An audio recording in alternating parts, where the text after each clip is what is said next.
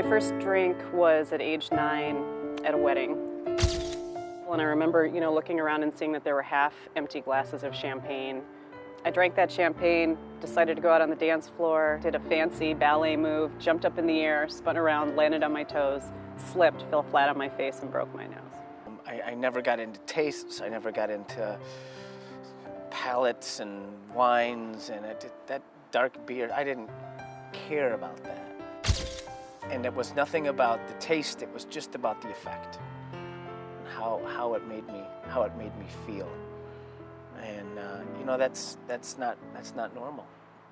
That's how I started the night. 3 shots and 3 beers, real quick. In 1998, when the retreat opened its doors, there was a dramatic increase in the cost of treatment across the country, and more people were unable to access treatment services. The retreat was developed to create a model of recovery that was affordable, accessible, and grounded in the spiritual principles of the 12 steps of Alcoholics Anonymous. I don't know that at the point I realized I was an addict. Like the concept of being able to go home, drink all by myself, drink myself into obliteration made me incredibly happy. I have lived my life hating myself, loathing myself, feeling worthless, and never really had a moment of not feeling that at some point in my life. It's estimated that 20 million people in this country suffer from the disease of alcoholism, and only 10% receive the help that they need. I had my first blackout drink in 9th grade.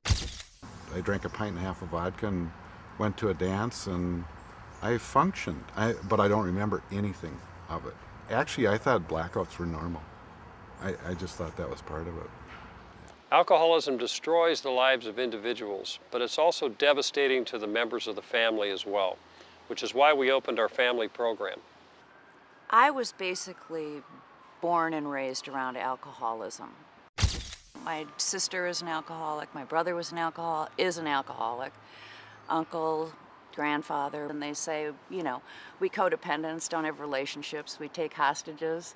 And then we ultimately live the most dishonest lives because we're protecting and fixing and trying to control the humiliation that's going on with the alcoholics in our lives. Whether you're a guest at our 30-day program or a member of our family program, the model of the retreat is the same.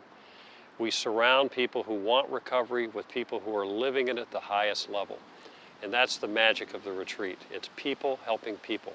And I walked into the retreat, and for the first time, there was I think a 19-year-old kid on the couch sitting next to like a 48-year-old, IV drug user. I walked in and felt fine. I felt like I was home. I wasn't better than the kid, and I wasn't worse than the junkie. I started going to Al-Anon meetings here back in '06. Things weren't working for me at all. And I just said, well, is it possible for me to go through the family program just as an individual? And they said yes. And so I went through 4 days, and it was actually a defining moment in my life. It was fabulous. This place has got that ability to turn somebody who is really broken and really upset and just holding on by their fingernails and to learn to love themselves, through everyone else's experiences and everyone else's stories and everyone else's head nods. I was losing my career. I was losing a marriage, and I went into Diane's office, and I just poured my guts out to her, crying. But the most fear I had was about my career. And she looked at me and she said, does your career define you? And I looked at her and I said, well, yeah, it does. And she goes, well, it doesn't to me. I mean, she just said it with such conviction, such love. The retreat is a place of social and spiritual transformation. It is about people changing their life forever. Like, I was not a stranger to AA, but I had, what I realized was I had never really worked the 12 steps. I say my 3rd step prayer, and I have this sense that something is coming out of me. And the visual I kept getting was this mass that was diseased. And I thought, what is this that is happening to me? And the sensation I had was that self-loathing, that piece that was on the inside of me, that had me hate myself, that had me feel that I was a worthless human being, was leaving me.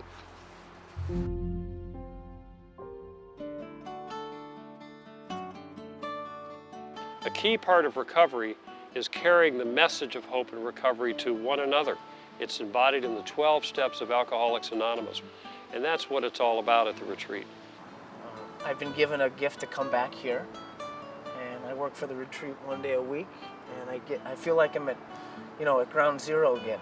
I get to take the calls of the guys that are in trouble, and they want to know about the program, and they want to learn about recovery. I mean, I'm just very involved. I'm probably here about 3 to 4 times a week because of the community, and that is not like me. My first job here was overnight security. And that might not sound like I'm really interactive with people, like I'm just patrolling the grounds, but in actuality, there are tons of people on their first week here. They don't sleep, and they are frustrated, and they are so vulnerable. I spent so many hours with different individuals, just talking them down. And I think that's the beauty of service work, is when you said, Mike, it gives those horrible lives we lived purpose. Every time I tell my story and somebody nods and says, oh yeah, and you made it through it, I heal. That's just one of the miracles of the program. Total abstinence and active involvement in Alcoholics Anonymous are by far the most effective approaches to helping people recover. When Dr. Bob, one of the co-founders of AA, was asked to describe AA in just a couple of words, he described it as love and service. When I think about the core of what the retreat is all about, it's all about love and service. I mean, she just said it with such conviction, such love. I'm probably here about 3 to 4 times a week because of the community. I've been given a gift to come back here, and I work for the retreat one day a week. I walked in and felt fine. I felt like I was home. It gives those horrible lives we lived purpose.